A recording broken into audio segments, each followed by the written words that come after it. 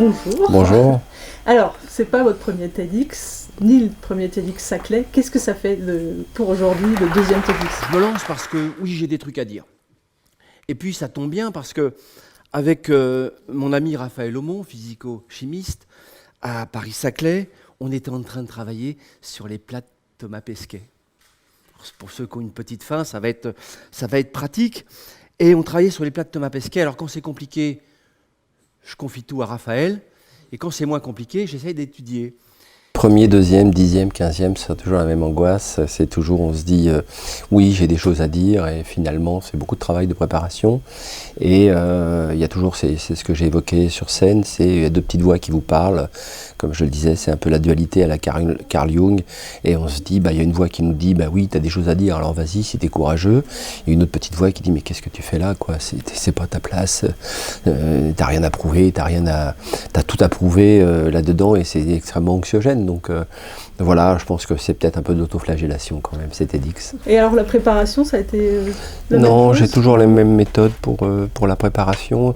L'avantage d'un TEDx, c'est que pour 12 minutes, vous avez de quoi écrire un livre après.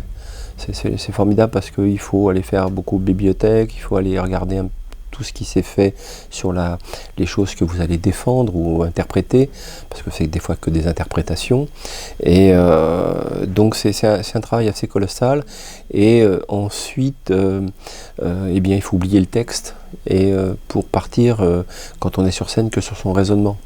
Et c'est toujours un travail compliqué parce qu'on a toujours peur d'oublier la phrase extraordinaire qu'on avait écrite 12 fois et celle-là on l'a oubliée alors qu'on en a inventé une autre au dernier moment. Alors est-ce que en quelques mots vous pouvez résumer tout ce que vous venez de dire, même si c'était... Oui, pour résumer ce que j'ai dit qu'en fait personne ne pouvait prédire l'avenir, ça n'existe pas, même Nostradamus s'y est essayé, donc la planète est une succession de crises finalement sur cette planète, plus ou moins violente, et finalement on n'est bon que dans les crises. Parce que c'est peut-être l'instinct de survie de notre espèce qui fait qu'à un moment donné, on réagit, et on se bat ou on meurt. Donc ça peut paraître très angoissant comme ça, mais c'est la réalité depuis que cette planète nous porte en tant qu'espèce. Donc pourquoi ça changerait? Donc la seule chose qu'on peut prévenir, à mon avis, c'est quand même qu'il y avoir d'autres crises, mais qu'on sait quand même s'y préparer.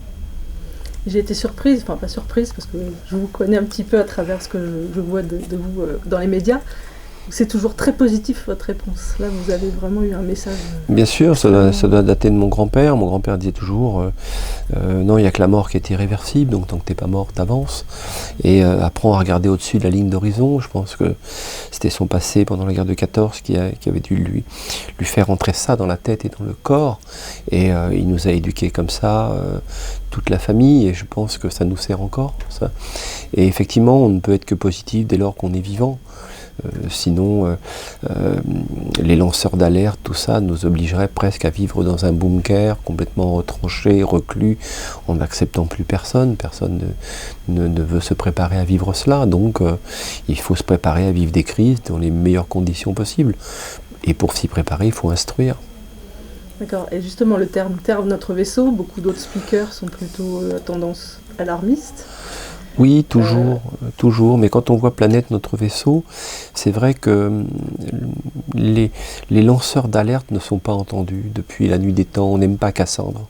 On l'a tué, Cassandre, c'est l'Antiquité, donc on les aime pas, donc on les entend pas. Beaucoup de gens nous disent, écoutez, je ne vois pas la réalité, je ne veux pas la voir. Donc il faut attendre d'être en situation de crise pour changer finalement nos habitudes, nos actions et reprendre d'autres actions. Donc voilà, c'est un peu comme ça. Alors c'est vrai qu'ils sont alarmistes et en même temps, ils oublient de dire aux gens qu'ils alarment, ils devraient leur dire cette planète a des milliards d'années de plus que vous n'en aurez jamais autant. Donc si une espèce finit par trop la déranger, elle va la faire disparaître. Et moi, je pourrais vous prédire, comme beaucoup de chercheurs, 9,7 milliards d'individus en 2050. Et en même temps, la Covid nous dit « Attendez, mais moi je vous fais 70 millions de morts par an, j'ai pas de soucis, vous allez voir, je vais déblayer le terrain, donc vous ne serez pas 9,7 milliards. » Vous voyez que tout ce qui pourrait être prédit en 2021 sera probablement faux en 2050. Et même les gens qui ont fait de la science-fiction leur métier n'ont pas réussi à nous imposer des voitures volantes, mais par contre, ils n'avaient pas prévu les ordinateurs, la mise en réseau, les smartphones et les mondes parallèles que sont les réseaux sociaux. Et alors, vous faites énormément de choses, tellement de projets, et à votre avis, quel est le projet qui a peut-être le plus d'impact sur la planète? L'impact social.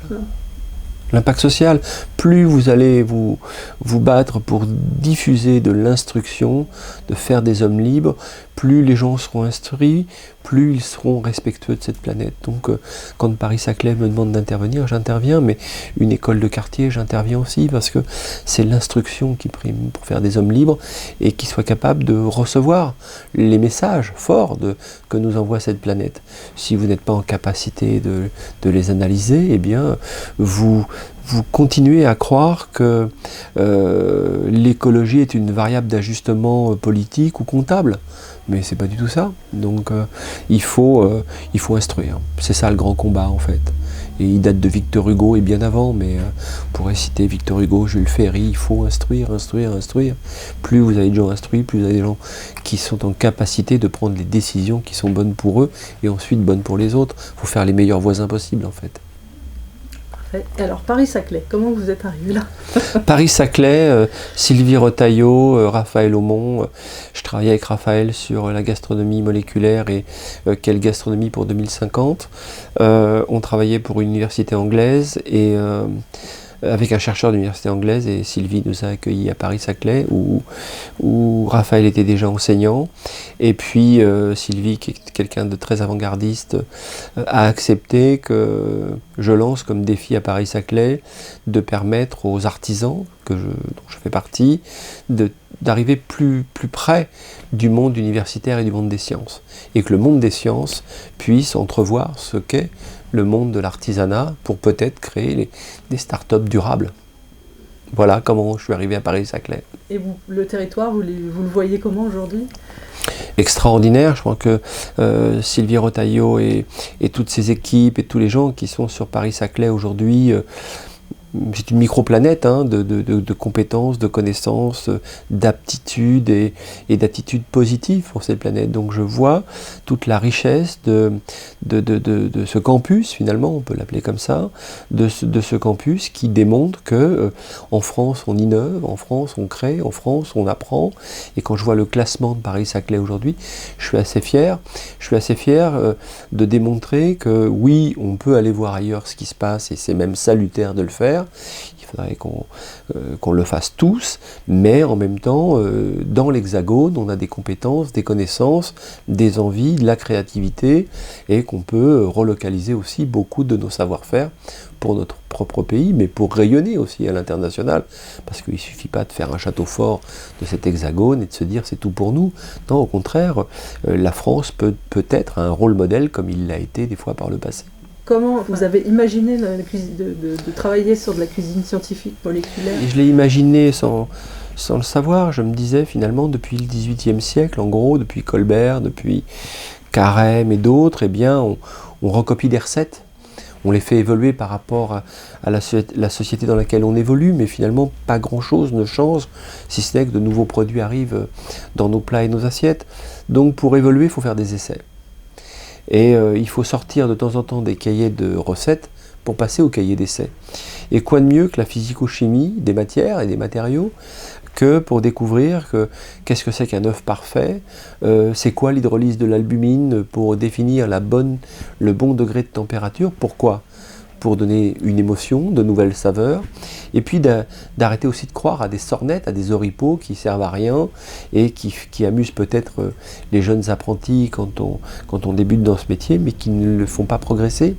Et je pense qu'il ne faut pas séparer l'univers de la connaissance, des sciences et la connaissance universitaire et tout ce fond dont on a besoin pour évoluer dans les métiers de la main, finalement les métiers de l'artisanat. Parce qu'un artisan, s'il veut multiplier ses connaissances et ses compétences, à un moment donné, il faut qu'il puisse accéder facilement à d'autres savoir-faire que uniquement son savoir-faire métier. Comment, quand je suis boulanger, je monte 15 boulangeries en faisant la même qualité la même qualité de pain dans 10, 15 de mes boulangeries. Et bien à un moment donné, il faut se penser avec peut-être un ingénieur ou un sachant qui vous dit ah non, si on pétrit comme ça, là, la multiplication n'est plus possible et on aura un pain de moins bonne qualité. Vous voyez, ces connaissances sur les fermentations, sur l'évolution d'un produit, eh bien on a besoin de savoir-faire extérieur au métier. Et alors pour la planète, quelle est la meilleure recette que vous feriez? Déjà, ce qu'il faut faire déjà, c'est quand même le flexitarisme. Il faut qu'on comprenne que le bœuf carotte, c'était très bien, mais il faudrait mieux passer au carotte-bœuf. Et déjà, si on consomme moins de protéines animales sur cette planète, on aura gagné, on aura déjà fait un grand pas, et sur le stress hydrique, et sur la déforestation.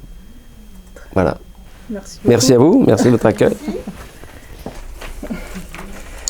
J'ai envie de vous dire, soyez des sachets de thé. Vous savez, dans l'eau chaude, on trempe le sachet de thé, ça diffuse comme ça, comme un nuage, c'est gourmand. Et puis, vous le retirez juste au moment où ça risque de devenir amer. C'est ça l'écologie. Ça ne doit jamais être amer, mais partagé par tous. Voilà pourquoi notre vaisseau, notre planète est une planète merveilleuse. Merci à tous.